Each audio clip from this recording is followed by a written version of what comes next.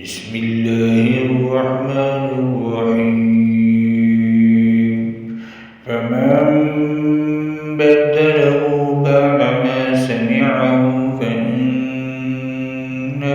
إثمه على الذين يبدلونه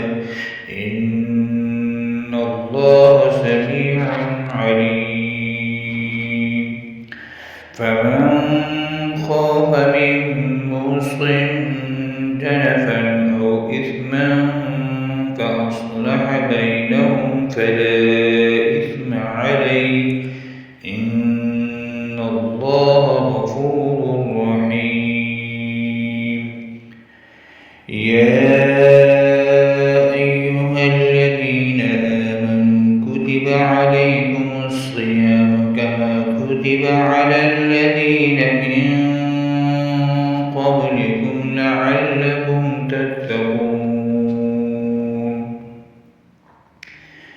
أياما معدودات فمن كان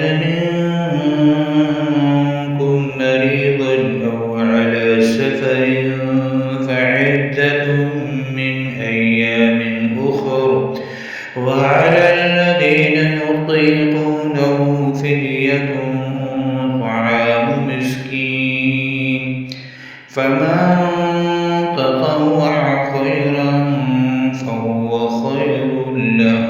وأن تصوموا خير لكم إن كنتم تعلمون